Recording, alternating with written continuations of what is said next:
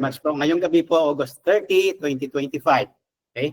So, patuloy po tayong mag-aaral no, sa salita ng Diyos na kung saan po ito ay isang kaparaanan para tayo lumago sa ating pananampalataya at we will be able to please and obey God more and more as we grow old in our lives. Okay? So ngayong gabi po ay patuloy po natin pag-usapan no, ng isang topic na kung saan po ay napaka-importante. Naalala po ninyo, in the last several weeks ago, no, ang pinag-uusapan po natin, it's more about theology, it's more about the correct interpretation of the Bible, it's more about the correct doctrines. No? So napaka-importante po ito na gusto kong ibigay po sa inyo ang katotohanan na ito dahil po ang katotohanan lamang po na ito ay magpapalaya sa atin. No? So sa topic natin ngayong gabi, ang katotohanan din po na ito ang magpapalaya sa pag-aalala sa ating katayuan, no? Pagiging isang Kristiyano. Okay? So ngayong gabi po, ulitin ko, we will be continuing a study that deals primarily in theology, no? Na napaka-importanting kaunawaan na dapat matanggap at maunawaan ng bawat isa sa atin, no? Na kung saan tayo ay nakabase lamang no, sa katotohanan, ang katotohanan na sinasabi ni Kristo na parating magpapalaya sa atin. Okay? When you know the truth will set you free. Okay? So ngayong gabi po, ano po ang katotohanan sa topic natin ngayong gabi? Yan po ang bigyan po natin ng kaunawaan ayon sa nasusulat sa Biblia. Okay? Kasi sa panahon pong ito, marami po tayong kaunawaan na nasa atin, pinaniniwalaan, o narinig natin, pero parati ko pong tinatanong ay ganito. Kung ano man po ang iyong kaunawaan, pagdating po sa kaligtasan ay pinangako ni Kristo na nasusulat sa Biblia, ay isa lang po ang aking encouragement na dapat nating gampanan at gawain. May I say in this way, no? What makes you believe what you believe?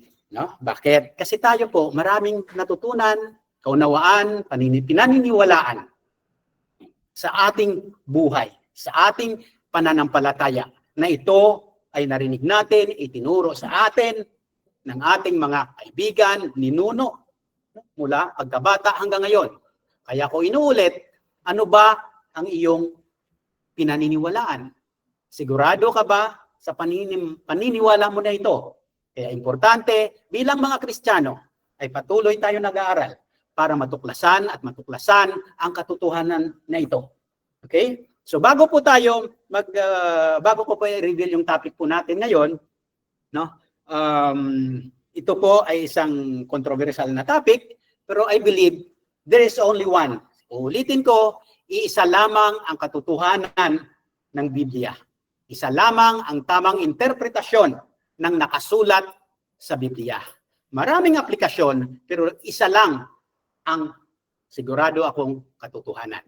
Kung naniniwala tayo ng salita ni Kristo, na ang salita ng Diyos na nakasulat sa Biblia ay katotohanan, dapat maniwala tayo na isa lamang ang ibig sabihin kung anuman ang mensahe na nakasulat na ibinigay ni Kristo sa atin. Okay? It cannot be true kung kayong magkaibigan hindi magkasundo sa isang kaunawaan. Hindi pwede na kayong dalawa ay mayroong totoong kaunawaan. Ulitin ko, hindi po pwede na kapag ang kaunawaan yung dalawa ay salungat sa bawat isa, hindi pwede na dalawang kaalaman ninyo ay maging totoo. Worst case, maaring dalawa ay hindi totoo. No? Either one is false or both are false. So para malaman po natin, matuklasan, dapat po maunawaan po natin at ilagay po natin sa ating isipan na ang katotohanan ay isa lamang. Ang tamang interpretasyon sa anumang nakasulat sa Biblia ay isang lamang ang tamang interpretasyon nito. Maaring maraming or napakaraming aplikasyon sa buhay natin, pero ilagay natin sa puso't isipan na ang katotohanan, the character of truth is always very specific, very accurate. Ibig ko sabihin, it cannot be something else. Okay? It cannot be something else. At ilagay po natin sa ating isip na ang Biblia, sa English pa, it is rational and logical. Hindi po pwede po na maunawaan mo ng lubusan kung ang pag-intindi mo nito ay salu-salungat sa iyong pag-iisip. Okay? Isa lang ang katotohanan. Isa lang ang tamang interpretasyon ng nakasulat sa Bible. Yan po ang dapat nating matuklasan. Paano natin malaman na ang interpretasyon mo ay tama? Simple lang po ang nakasulat sa Bible. Dapat ito po ay walang contradiction. Hindi lamang sa isang bersikulo, hindi lamang sa isang libro, kundi sa kabuuan ng Biblia. Kailangan ito ay coherent and no contradiction at all.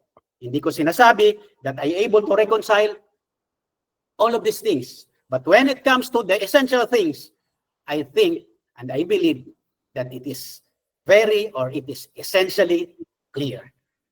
Kaya ang kaunawaan ngayong gabi po ay isang napaka-importanteng kaunawaan na dapat po natin malaman at matanggap na ito ang katotohanan. Ang topic po natin ngayong gabi, basahin po ninyo. Can a true Christian lose his salvation? Bago po tayo mag-react, pakinggan po natin muna kung ano ang sinasabi ng Biblia tungkol dito. Okay? Maraming kaunawaan, katuruan na a Christian can lose his salvation. Marami rin nagsasabi na hindi mawawala ang iyong kaligtasan. Ano ba ang sinasabi ng Bible tungkol dito? Okay? So bago po natin umpisahan, mabilisan lang po ito. Basahin po natin ang ating scripture for tonight. In the book of John, chapter 6, reading from verse 36 through 40. Okay? Brothers and sisters, basahin po natin sabay-sabay. But I said to you that you have seen me and yet do not believe. All that the Father gives me will come to me, and whoever comes to me, I will never cast out. For I have come down from heaven not to do my own will, but the will of him who sent me. And this is the will of him who sent me, that I should lose nothing of all that he has given me, but raise it up on the last day. For it is the will of my Father that everyone who looks on the Son and believes in him should have eternal life, and I will raise him up on the last day. Brothers and sisters, this is the word of God for the people of God. Rightfully, all glory belongs to God and in him forever and ever. Amen. Okay, so ngayong gabi po, pasadahan ko lang po ang verse natin na ito. Ito po ang sinabi ni Jesus, through the book of John, that all the Father gives me will come to me, and whoever comes to me, I will never cast out. So stop mo muna tayo dyan. Ngayon po, para masagot po natin ang katanungan kanina, can a true Christian lose his salvation? Okay, so para maunawaan po natin ito, dapat maunawaan natin yung foundational or basic truth or katotohanan na nakasulat sa Bible. Okay? Bakit ko i-emphasize na kailangan po natin malalaman ito, dapat maunawaan at malaman ito? Dahil po, knowing correctly, what does the Bible say with regards to our salvation? It is secured or it can be lost? No. When we know it correctly, this will give us the utmost peace and hope, and in return, we will become joyful in life. Isipin mo, kung ikaw bilang Kristiyano, nasusulat sa 1 John chapter 5 verse 13, that we may know that we have eternal life. Sinasabi ni Kristo, malalaman natin na tayo ay may buhay na walang hanggan. In short, malalaman natin kung tayo ay ligtas. Ngayon, tanungin ko sa inyo, alam mo ba kung ikaw ay ligtas? Maybe others will say, yes. Others will say, Hindi ko alam. Or maaaring magsasabi rin, hindi ako ligtas. Right? Maaaring merong magsasabi ng ganon. Pero ano ba ang sinasabi ng Bible dito? Okay? Let's read. Okay? Para matutunan po natin at maunawaan kung ano ang sinasabi ni Jesus through our text tonight, can we lose our salvation or not? Importante na alam natin kung paano tayo naligtas. Paano natin nakamtan ang kaligtasan. Kapag ka namali ka sa kaparaanan kung paano ka naligtas, sigurado ako, magkakamali ka sa pagsagot sa ating tanong ngayong gabi. So, paano ba tayo nagkaroon ng kaligtasan? Yan ang dapat alamin natin. Kasi marami ang nagtuturo. Of course, the worst case scenario is people are saved through their works. The other one, not so worse, but worse, we are saved by faith plus works. But what does the Bible say? Ano bang sinasabi ng Bible dito? Tandaan ninyo, mahirap kang hawakan ang isang katuruan kung ikaw mismo ay hindi ka kumbinsido kung tama ba ito. Kaya in-encourage ko kayo parati, for you to know the truth, for you to have peace in what you believe, dapat inaaral at inaaral mo ito. So alamin natin, no? Tandaan nyo, ulitin ko, walang contradiction sa Bible. We may have some fault in our theology, but it does not mean the Bible has contradiction. Okay? So paano tayo naligtas? Paano natin nakamtan ng kaligtasan? Basahin po natin ito. Iulit ko, it's a recap para mabilis po natin at maunawain ninyo at masagot natin ng tama kung mawawala ba ang ating kaligtasan or hindi. Is it secured or it can be lost? Paano tayo nagkaroon ng kaligtasan? This is the basic or foundational truth para maunawaan natin ang susunod na katuruan. Okay? Ephesians 2:8-9. For by grace, you have been saved through faith. Ibig sabihin, ang kaligtasan ay grasya sa pamamagitan ng pananampalataya. And this is not your own doing. Kasi kung grasya, it follows na hindi mo gawa.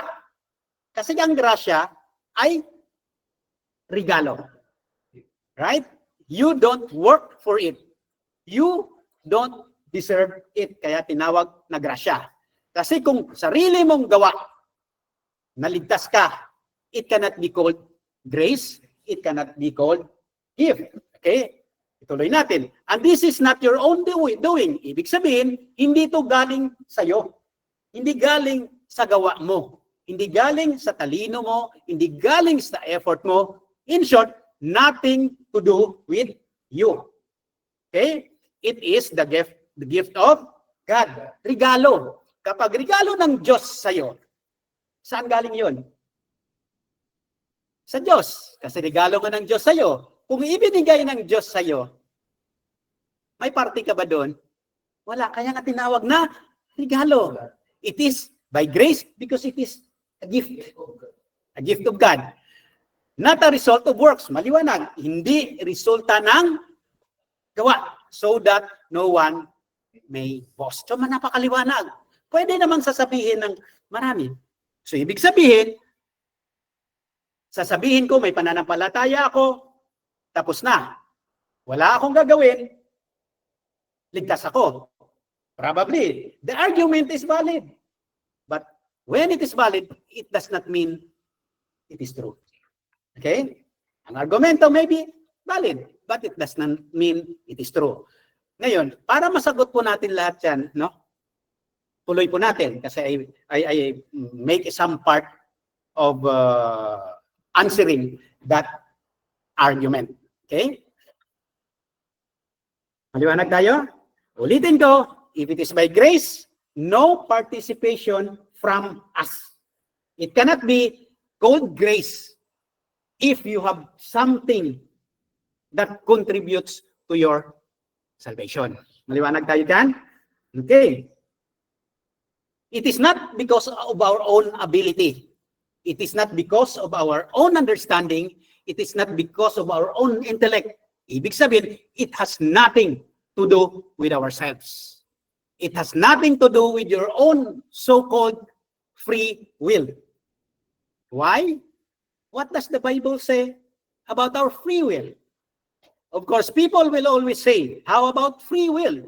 Ulitin ko, if your understanding of free will is you have the ability to make choices according to what you want, of course you have free will. Everybody has free will in that sense that everybody make choices so many times every day. But the question is, what is the basis of your choice? Hindi ba, is this your will? Kung ano ang gusto mo, your will is your want, your will is your desire. So whenever you choose, what you choose, purely the basis of it is your will. It's your wants. Ngayon, what does the Bible say about our will? Is it free? No. The Bible says we are enslaved to sin. We are in bondage to sin. Ibig sabihin, ang will natin nakakulong. Hindi siya free. Kaya ang pipiliin mo, no? Parati when you make your choices, if we are in bondage to sin spiritually, we will always choose the sinful thing. Kasi nakakulong ka sa kasalanan. Kapag nakakulong ka sa kasalanan, wala kang magagawa outside ng kasalanan kasi nakakulong ka. Imagine niyo kung nakakulong ka, ang gagawin mo ay doon lang sa loob ng kulungan. That is the status of our will. That's why when the Bible says we are enslaved to sin, it means we cannot choose but sin. Ang pipiliin lang natin ay kasalanan kasi nakakulong tayo sa kasalanan. Kung yun ang sinasabi ng Bible, kailan natin pipiliin ang Diyos? Kailan tayo lalapit kay Kristo? May pagkakataon ba kung nakakulong tayo? We can only choose Christ if Christ make us free from this enslavement. Nasusundan? Okay, anong sinasabi ng Bible? Sa ating sinasabi ko na we are enslaved with sin. We are enslaved in sin. When you were slaves to sin, sabi ni Apostle Paul, sa mga mananampalataya sa Roma. Okay? When you were slaves to sin, ibig sabihin, sinabi na, you were, dati kayong slave to sin. You were free from the control of righteousness. Ibig sabihin, walang control ang righteousness kung na-slave ka ng sin. Ngayon, yung will mo is enslaved to sin, ibig sabihin, you will never choose the things of God. So kung ang free will mo is the ability to make choices, you will have it, but you will never choose the things of God. Dahil your choices is dependent to your nature, to your desire. And your desire is always sinful. Yan ang sinasabi ko na dapat alam po natin ang basic foundational doctrine, no, na sinasabi ng Bible. If you understand this, the rest are easy. Walang contradiction. I have struggled several times few years back because I don't want to stop studying because I wanted to reconcile all the ideas that came into my mind through the Bible. Okay? Ito po ang kaunawaan na tayo ay we're slave to sin. Ibig sabihin, wala tayong kakayahan and we will never choose God, no, by ourselves. In and of ourselves. We will never choose God. Ito po ang tinatawag natin the doctrine of total depravity. Ibig sabihin, wala tayong kakayahan na pipiliin ang mga bagay ng Diyos. Hindi ibig sabihin, we don't make choices. We make choices, but we will never choose God. We will never have faith in Christ. We will never choose Christ in and of ourselves, no? Because our choices is always wicked continually. Ito yung sinasabi ni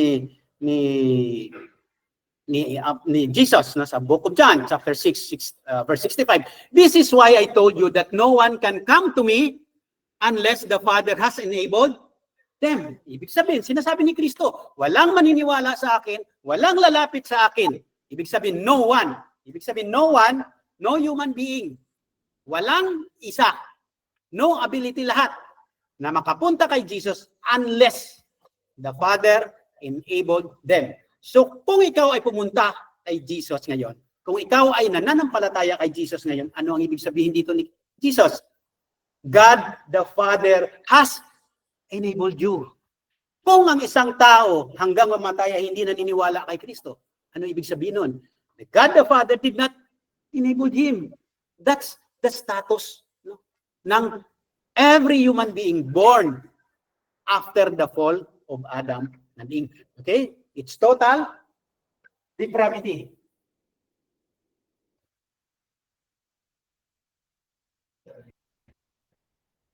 It's total depravity, or it is, we could call it, as to be easily understood, total inability. Okay? Ngayon, kung ang taong naniniwala ay in-enable lamang ng Diyos Ama para lumapit at maniwala kay Kristo, at mayroong taong hindi naniniwala kay Kristo, ibig sabihin, hindi lahat ay in-enable ng Diyos. Kung ang in-enable ng Diyos ay yung nananampalataya kay Kristo, ibig sabihin, yun ang binigyan ng Diyos ng kakayahan na lumapit kay Kristo. Ngayon, kung may binigyan siya, ibig sabihin, at mayroon siyang hindi, ibig sabihin lang, may pinili siyang bigyan ng grasya para maniwala kay Kristo. So, ganun lang po ka. Logical and simple logical understanding of what the Bible says. If you get it right, the rest is easy. So, basahin po natin, Ephesians 1:4-6. Even as He chose us in Him before the foundation of the world, that we should be holy and blameless before Him in love. Balikan natin, even as He chose us in Him before the foundation of the world. Ibig sabihin, bago pa tinatag ang mundo, pinili na ng Diyos kung sino ang magiging blameless before Christ. Okay? In Him, in love, He predestined us for adoption. Ibig sabihin, He predestined, He chose before, to Himself as sons through Jesus Christ according to the purpose of His will. And bakit ganun? Sasabihin ng iba, unfair. Later, we'll try to answer. But last week, I have answered these objections. No? Kung may pinili ang Diyos, sasabihin ng tao ay unfair. Tandaan natin, everyone is a sinner, right? Everyone falls short of the glory of God. Sino sa inyo ang walang kasalanan? I believe so. Wala. Kung ang kaparusahan ng kasalanan ay kamatayan, at lahat tayo ay nagkasala, anong karapat-dapat sa atin? Kamatayan. Ngayon, kung ang just thing of God to do for us sinners is to send us to hell, because that's the penalty of sin, which is death, then He gave someone or somebody the grace, or enabled somebody to believe in Christ. Nagkaroon ba ng injustice sa Diyos? Nagkaroon ba ng unfairness sa Diyos? Wala. So there is no objection. In the book of Romans, Apostle Paul answered that question. Bakit may pinili siya? Bakit may niligtas siya at binigyan ng kakayahan para maniwala kay Kristo? Anong purpose? Ito lang parati kong sinasabi. The ultimate purpose of everything that God has created is for His glory. Yeah? For by Him, through Him, and for Him, all things were created. So ang purpose niya ay para sa kaluwalhatian ng Diyos. The same way, when God chose us, believers, to believe and gave us salvation, there is only one purpose. Verse 6, to the praise of His glorious grace. Yun po ang katotohanan. Pag naunawaan mo sa simula that the nature of man after the fall of Adam and Eve is or has no ability to come to Christ on his own.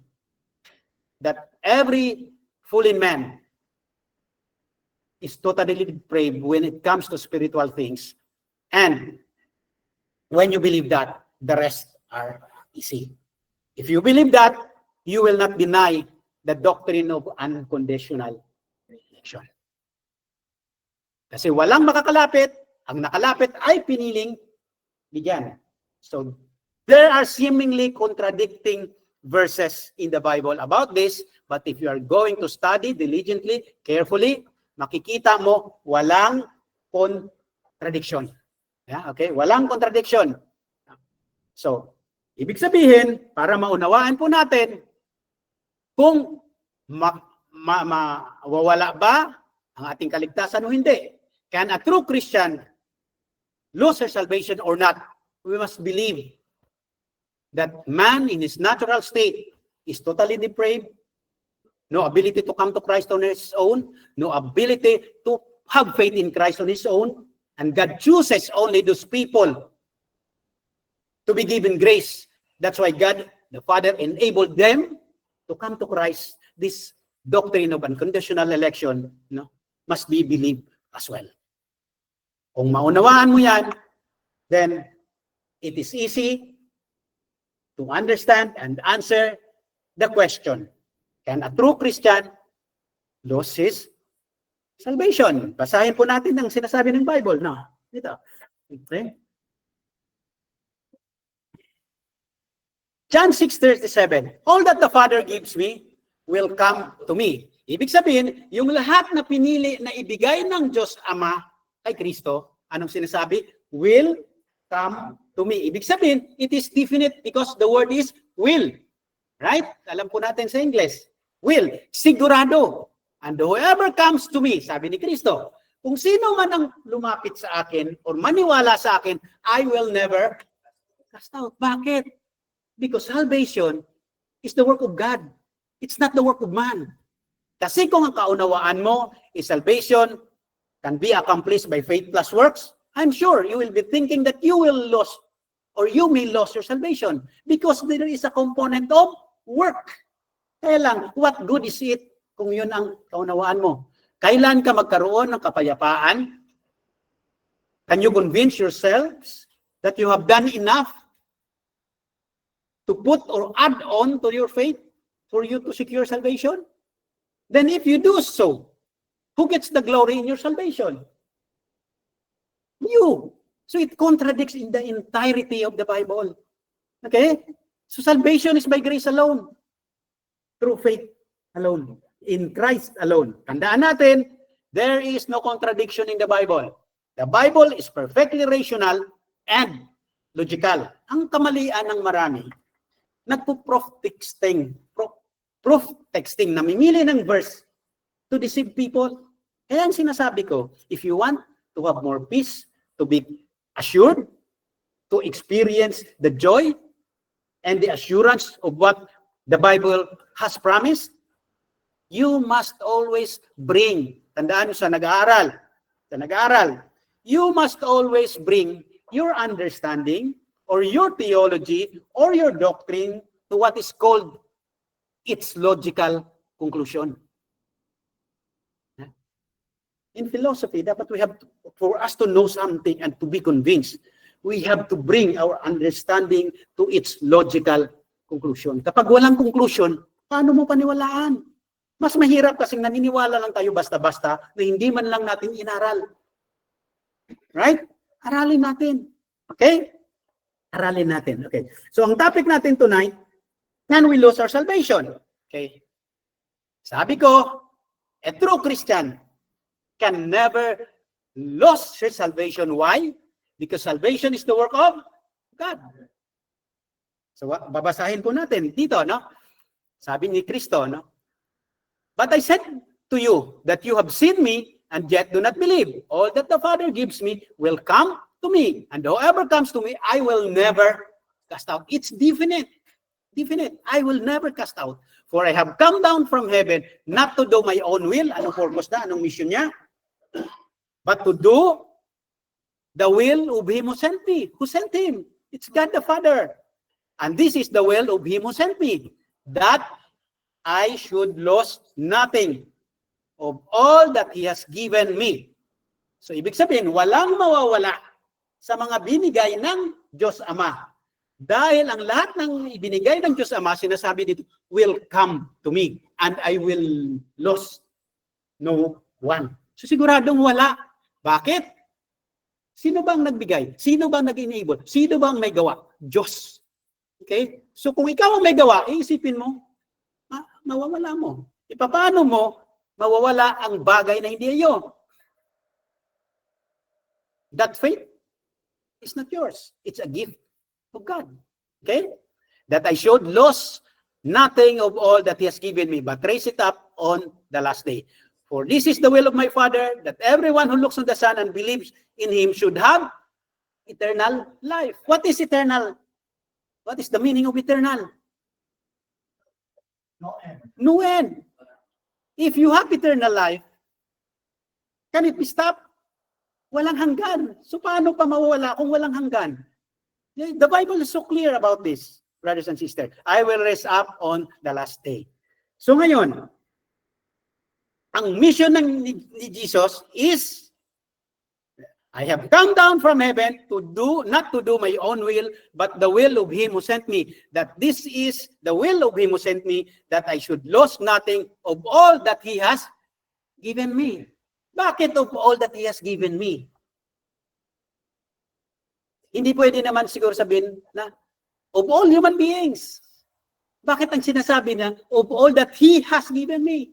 It simply means, ang mission niya is not to save all human beings. Ang purpose niya lang talaga is to save all those that the Father has given Him. Kaya yung sinasabi na Christ came to save all mankind, it's a heresy. It's a false teaching. Kasi napakaliwanag sinasabi ni Kristo. Tandaan mo, I will lose no one. Oh, may na-lost ba na tao? Meron, nasa hell. Correct? Eh kung ang will ng Father ay walang mawawala, bakit? At ang will ng Father ay lahat ng tao, bakit may tao sa hell? Simply because when Jesus said, it is finished, it means He accomplished His mission. Naniniwala ka ba nag-succeed si Jesus sa mission niya? Oh, kung nag-succeed si Jesus sa mission niya, pag-isipan nyo ng napakasimpleng lohika. Ano ang mission niya? Is to save all human being or to save all that the Father has given Him?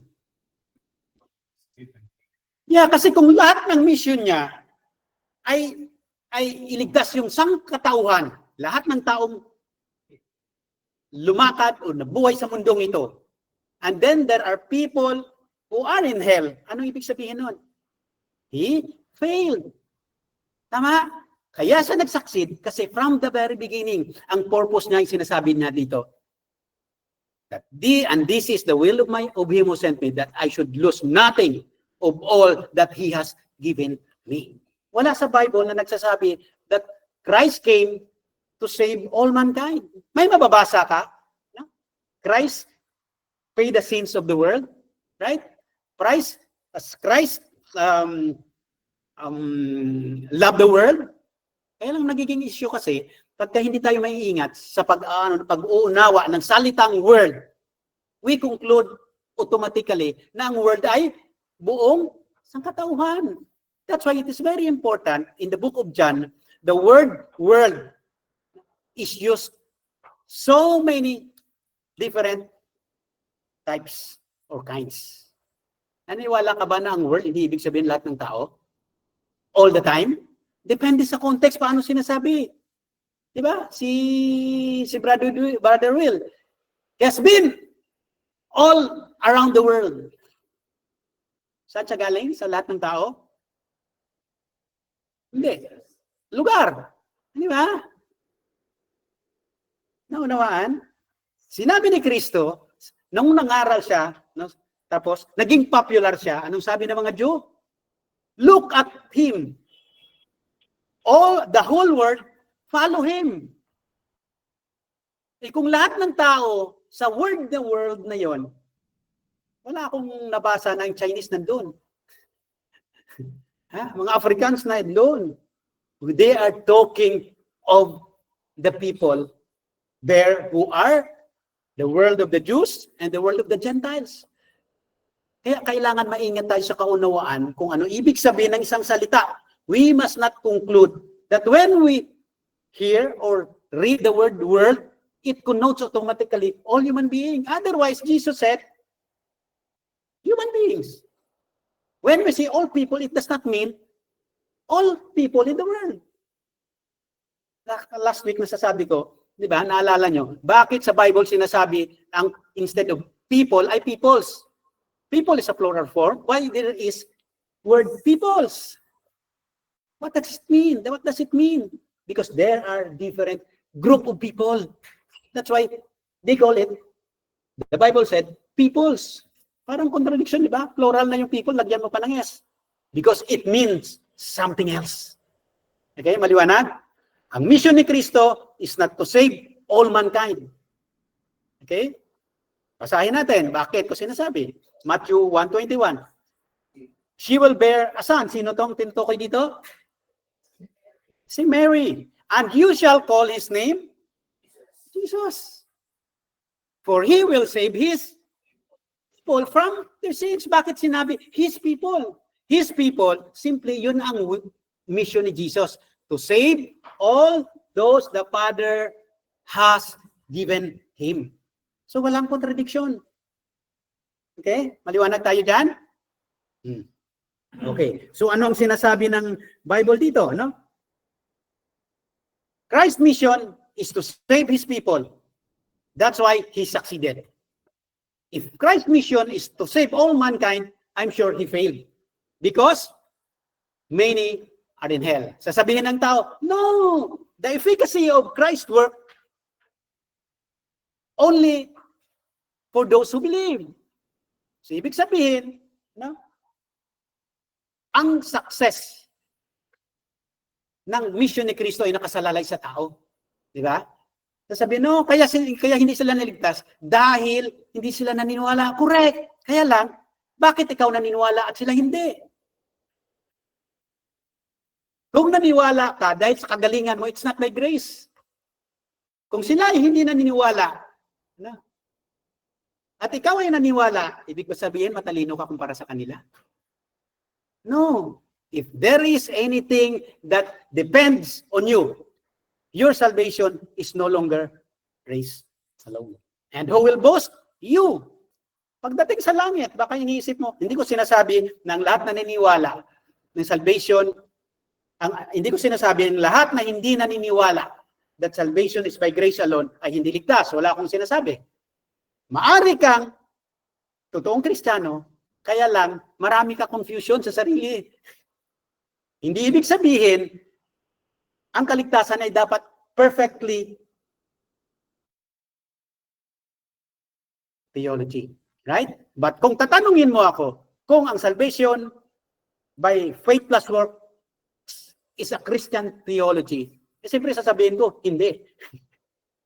Pero it does not mean that a person who has that kind of understanding does disqualify him from being a Christian. Hindi ko sinasabi. Kasi maraming ganon na totoong Kristiyano. Pero kung ang kaunawaan mo talaga, there is no transformation in your heart, I'm sure, no? You may be not the same person. Maliwanag? Susundan natin. Okay. So, anong sinasabi ng Bible dito? Balikan natin. John 17:6-9. Tingnan mo Tingnan ninyo. For I have manifested your name to the people whom you gave me. Saan ba pinapakita ni Kristo? Sinushow yung ang pangalan ng Diyos. Sa lahat ba ng tao sa mundo? Kailan si Kristo nag-preach sa mga Canaanites, sa mga kalaban ng Israel? Kailan ba itinuro ng Diyos sa mga Edomites, sa mga Amalekites? Wala. Because the purpose of God is not to save all human beings, but to save all the people He has given to Christ. Ito sinabi dito, I have manifested your name to the people whom you gave me. Hindi niya sinabi sa lahat ng tao, out of the world. Ito sinasabi dito, buong sangkatauhan. Kaya alamin mo kung anong ibig sabihin ng word dito. Pinakita ni Kristo ang pangalan ng Diyos Ama, no? Sa mga taong ibinigay lang sa Kanya, out of all human beings. Maliwanag. Hindi naman siguro mahirap intindihin yan, no? Yours they were, and you gave them to me, and they have kept your word.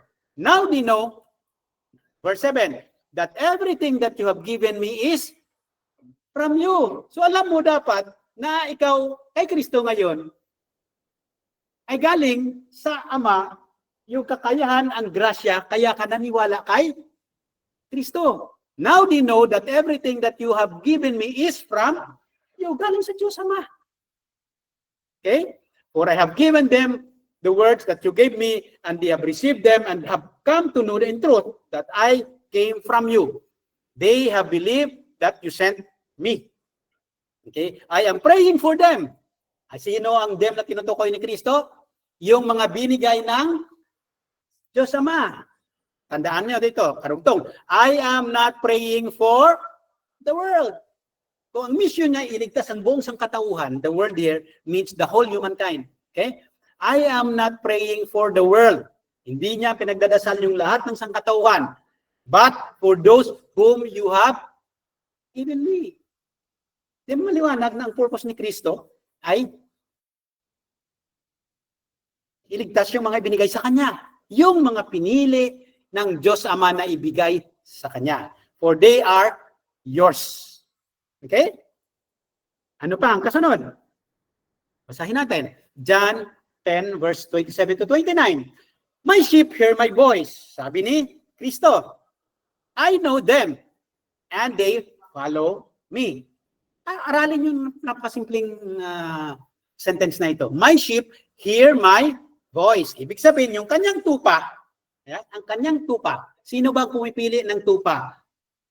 Together with the shepherd. Paano nagiging tupa ng isang shepherd ang isang tupa? Ang tupa ba namimili sa shepherd o ang shepherd namimili sa tupa? If Christ is the shepherd, tayo ay sheep, kaya tayo kay Kristo, tayo ba pumili kay Kristo? Hindi. Because the shepherd choose his sheep. Kaya walang contradiction sa Bible. Many twisting this, but if you really study, it is so clear, it is essentially clear. They follow me. Kaya sila sumusunod dahil sila ay kay Kristo. Hindi sinasabi dito, they follow me, that's why they are my shepherd. They follow because they are the sheep of the shepherd. Okay? My sheep hear my voice. I give them eternal life. Yung pinili ng shepherd na sheep, he gave them eternal life, eternal again. And they will never perish. And no one will snatch them out of my hand. My Father who has given them to me is greater than all. No, greater than all. Who is greater than the Father? None. O kung walang mas malakas sa Father, sino ngayon ang makakapag-agaw? Yung will mo? Is human will stronger than God's will? No. Maliwanag? Okay? No one is able to snatch them out of my Father's hand. Okay? Bakit? Salvation is the work of God alone. Okay? That's why salvation is by grace alone, through faith alone, in Christ alone. Salvation is the work of God alone. Ito yung Romans 8:30. And those whom He predestined, yung kanyang pinili, bago. He has also called, tinawag. Pag tinawag ka ng Diyos, you will come to faith. Yung sinasabi niya kanina, all those the Father give me will come to me. He also called. Tatawagin niya. And those whom He called, He also justified. Siya lahat. And those whom He justified, He also glorified.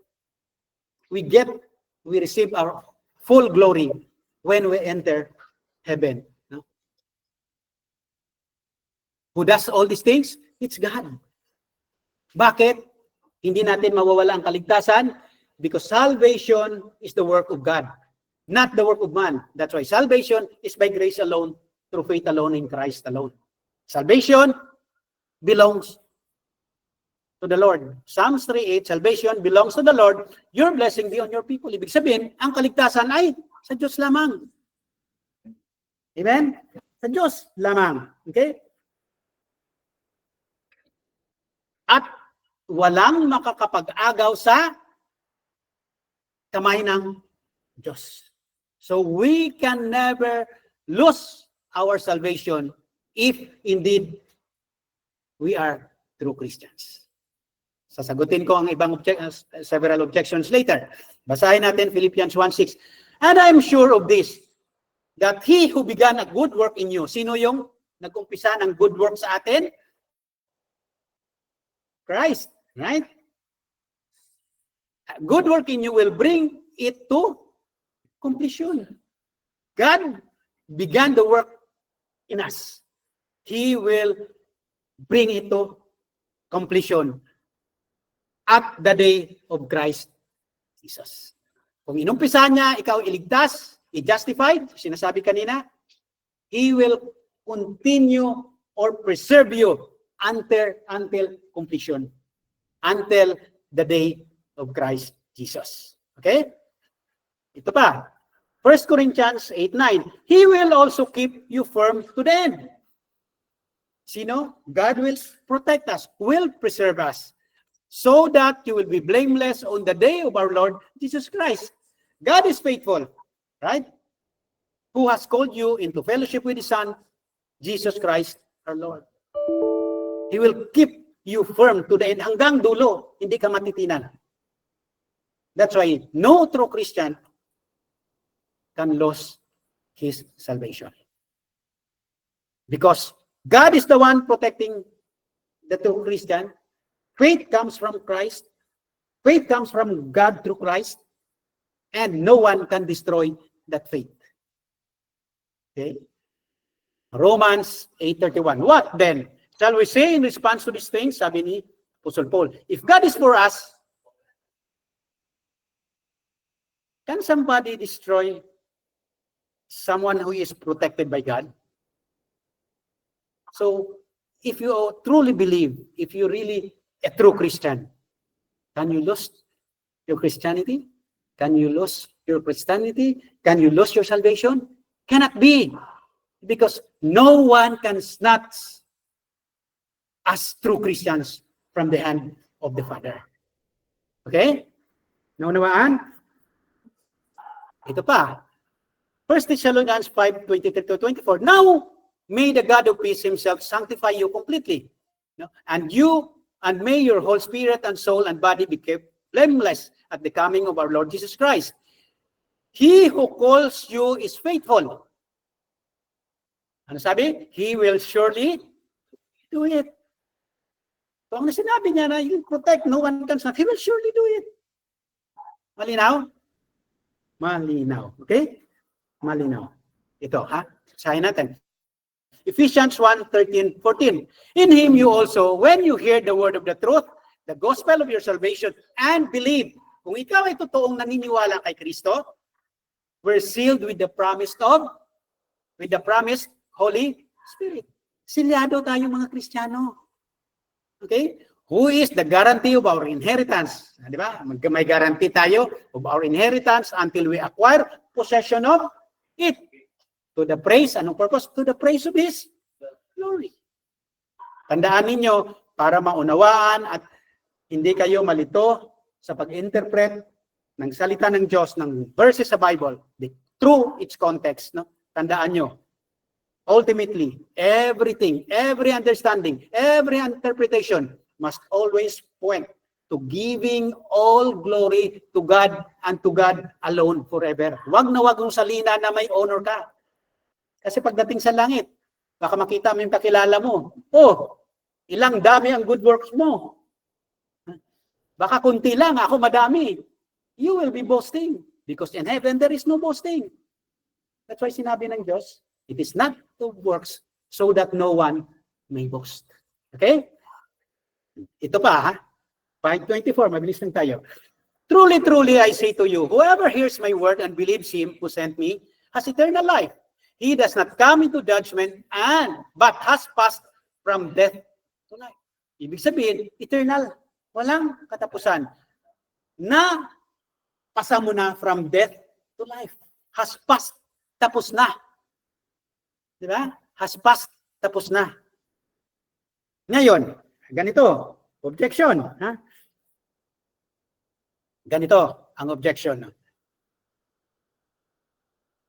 Pag, itong madalas ko narinig, kapag ako ay may pananampalataya kay Kristo, di ba? If I have, sasabihin ko may pananampalataya kay Kristo, no? Then I can do whatever I want. Pwede na akong magkasala kung anong gusto ko dahil ako ay may pananampalataya. Di ba? Yan ang common argument. Pwede na akong gumawa ng kahit ano kasi may pananampalataya ako. Tandaan nyo, sa Bible, sinabi ni Kristo, no? Not all those who say that they believe in me, no? Truly believes in their heart. They profess with their mouth, but their hearts are far away from me. Hindi ibig sabihin yan, ang ibig sabihin pala niyan, hindi lahat na nagsasabi na may pananampalataya kay Kristo ay totoong may pananampalataya kay Kristo. Bakit? Sinabi niya, when the day comes, no? Nagko-complain pa yung mga tao, Lord, did we not prophesy in your name? Di ba, nagtuturo pa kami sa papamagitan ng pangalan mo? Did we not cast out demons in your name? Anong sagot ni Kristo? Go away from me. I never know you. You who are doers of lawlessness. So, ibig sabihin, hindi lahat na nagsasabi na may pananampalataya kay Kristo ay totoong Kristiyano. Ngayon, sagutin ko yung tanong kanina. Pwede mo bang gawin yung lahat ng gusto mong gawin kapag sinabi mo na ikaw ay totoong Kristiyano? Kapag sinabi mo na ikaw ay totoong may pananampalataya kay Kristo? Tanungin natin yung Bible. O anong sinasabi niya? Kung ikaw ay totoong Kristiyano, anong nangyari sa iyo? We are called to be born again people, spiritually. Ano ibig sabihin? Ang totoong Kristiyano ay born again. Ibig sabihin, kung born again, patay yung dati. Born nga eh. Hindi pa pwede na buhay tapos ibo-born. Ibig sabihin, patay yung dati, born again, ibig sabihin, ang dati ay patay, may bago kang kaanyuan. Ngayon, kung ikaw nagsasabi na ikaw ay totoong Kristiyano, kapag ang desire mo ay patuloy sa paggawa ng kasalanan, anong ibig sabihin? Sinabi na Apostle Paul dati, we were dead in sin before Christ or God the Father enabled us and give us faith to believe in Christ. Kung ang kaunawaan mo at sinabi kung Kristiyano, nagkakasala, pero pakunti ng pakunti ang kasalanan, ang paggawa ng kasalanan. Ngayon, kung ikaw ay totoong Kristiyano at patuloy ka sa gawain mong makasalanan, labag sa salita ng Diyos, I doubt you may not be a true Christian. Because a true Christian always grow in Christ likeness. Okay? Anong sinasabi ng 2 Corinthians 5:17? Therefore, if anyone is in Christ, he is a new creation. The old has passed away. Ano yung old? Yung desire mo na makasalanan. Passed away. Behold, the new has come. Ngayon, kung sinasabi mo ikaw ay born again Christian or true Christian, tapos yung desire mo ay dati, saan ngayon yung new? Wala. It simply means you are not a true Christian. Naunawaan? Naunawaan. New nature, sinasabi dito, the new has come, ibig sabihin new nature. Pag sinabi mo new nature, new desire, new wants, new will, new joy, new lifestyle. Kaya kung ikaw ay totoong Kristiyano, hindi mo na yung balik-balikan yung makasalanang gawain mo. I'm not saying you will not sin, but you will grow away from sin. Eh kung sabihin mo, pwede ko na gawin yung lahat ng gusto kong gawin. It simply means you're not born again. You don't have a new nature. Okay? Naunawaan? Naunawaan? Okay. Basahin natin ito. Ephesians 2:3. In which you once walked, dati ka, sabi ni Apostle Paul, following the course of this world. Ibig sabihin, nung bago ka na born again, bago ka naging Kristiyano, yung once walk, ibig sabihin, dati mong gawi, lifestyle sa buhay. Following the course of this world, ibig sabihin, ang sinusunod mo ay hindi bagay ng Diyos, kundi desire ng mundo. Makamundong desire. Ano yung makamundong desire? The lust of the eyes, the lust of the flesh, the pride of life. Makamundo, yun ang gusto mo. Following the prince of the power of the air, the spirit that is now at work in the sons of disobedience, among whom we all once lived. Dati yun, in the passions of our flesh, carrying out the desires of the body and the mind.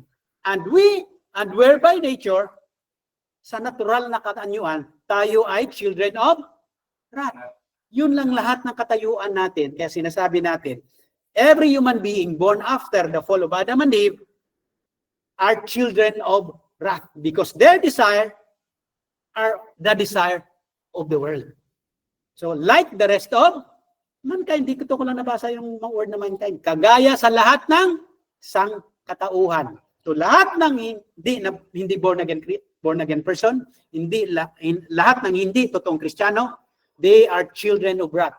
Their desire are still the desires of the world. Okay? Basahin natin.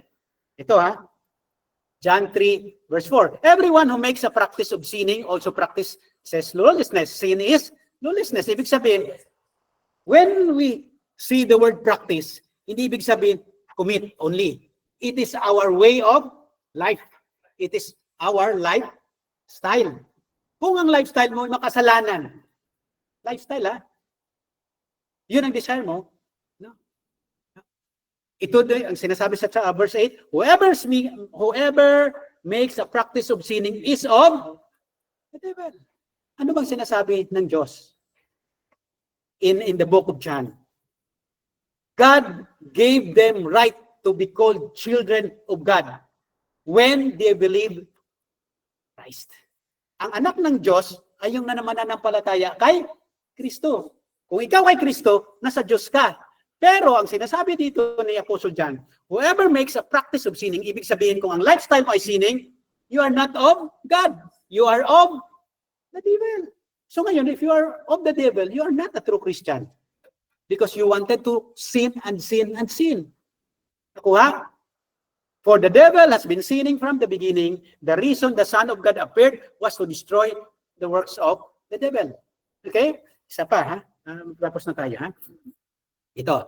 No one born of God makes a practice of sinning, for God's seed abides in him, and he cannot keep on sinning.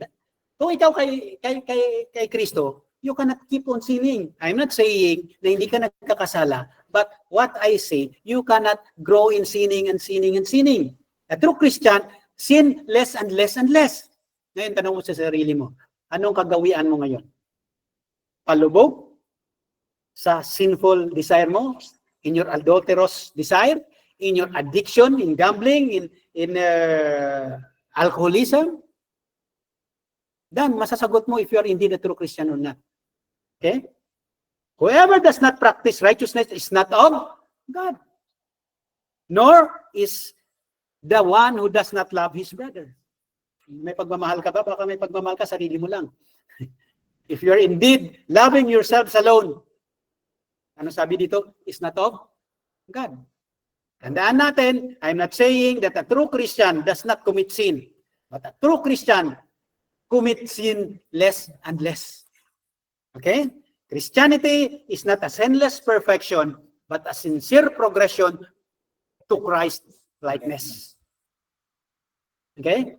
To Christ likeness. Ikaw, tatanong ko, nag-grow ka ba ang karakter mo, kaunawaan mo? patungo o kagaya ni Kristo? Patungo sa kaunawaan o sa righteousness ni Christ? Paano mo laman nag-grow ka? You grow in the Word of God. You grow in the desire to attend the Bible study. You grow in the desire to attend the church service. You grow in the desire to read the Bible. Ano?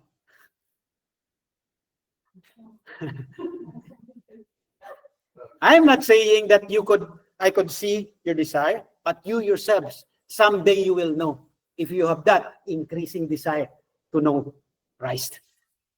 Through His Word, through the Bible. Marami tayong desire na mag-attend ng Bible study o yung church. Ikaw walang problema. Hindi ko kailangan si Lord. Now, ask yourselves. Because a true Christian, ito, ganito. How about backsliders? Di ba? O may kakilala, may kwento ay ganito. May kakilala siya na parating umattend ng church service, parating umattend ng Bible study. Di ba? Tapos, he committed a very malalang kasalanan. No? Sabihin na natin, wag na natin sabihin kung anong kasalanan. No?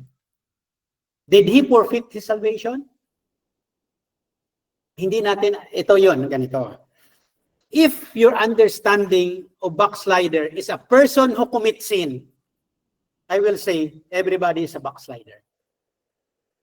Because even a true, a mature Christian always commits sin. Why? Because there is always a battle, as what Apostle Paul says, there is always a battle between us. Battle of the Spirit and battle of the flesh.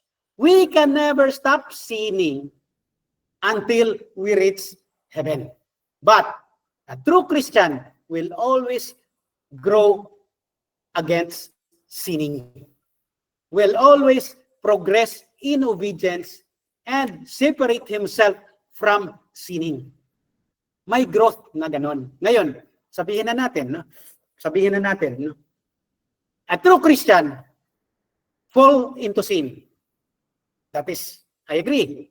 But a true Christian will never totally or completely fall away from faith. O ngayon, ang kwento kanina, itututo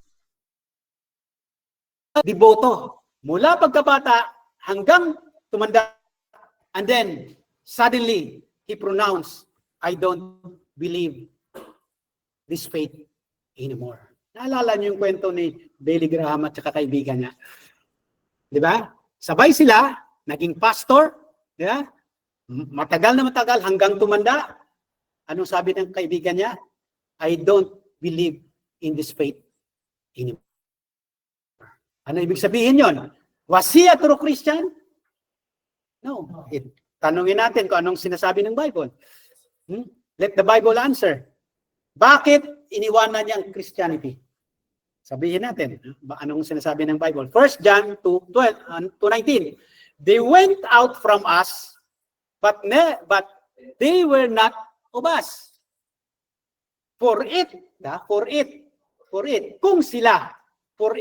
Kung sila, they had been of us, kung sila ay talagang kasama natin, totoong Kristiyano, they would continue with us. Ngayon, yung kwento na yon. Ano ibig sabihin dito? But they were not of us. Bakit ganun ang nangyari? Bakit ganun ang ginawa? But they went out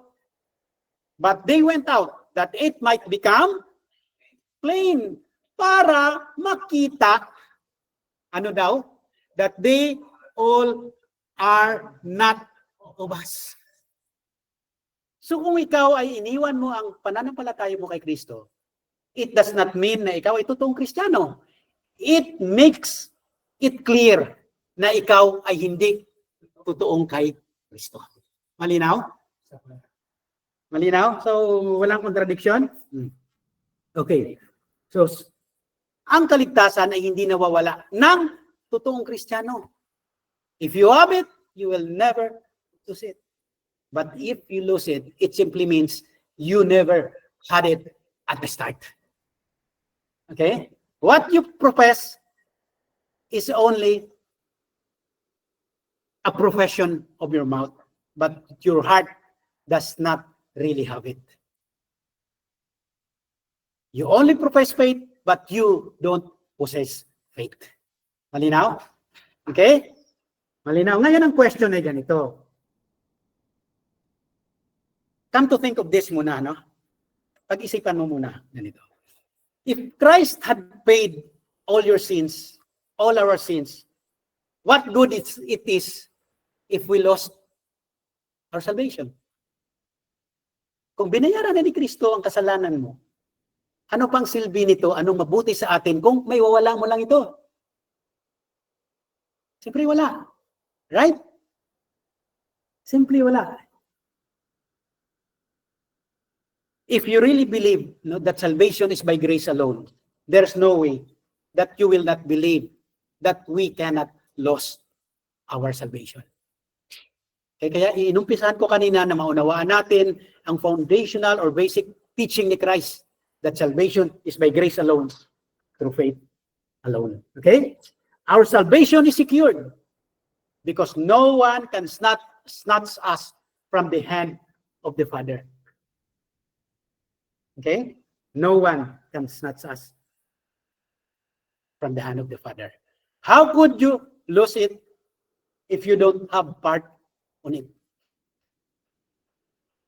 Paano mong mawalan sa laligtasan mo na wala ka ng participation doon? Ikaw ang magwawala eh. Wala kang participation doon eh. Paano mo iwala na wala kang parte? Ang mawawala mo ay sa'yo. Di ba? Paano mo iwala yung wala ka? Hindi sa'yo. Sa Diyos ang kaligtasan. Okay? Salvation is by grace alone because it is the work of God alone. Okay? Psalms 1:8. Patapos na tayo. And 8. The Lord will fulfill His purpose for me. Your steadfast love, O Lord, endures forever. Do not forsake the work of your hands. Okay? Ang kaligtasan ay gawa ng Diyos. He will fulfill it to the finish.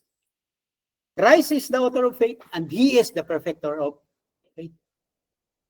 Salvation is the work of God. That's why it is called by grace. For by grace you have been saved through faith.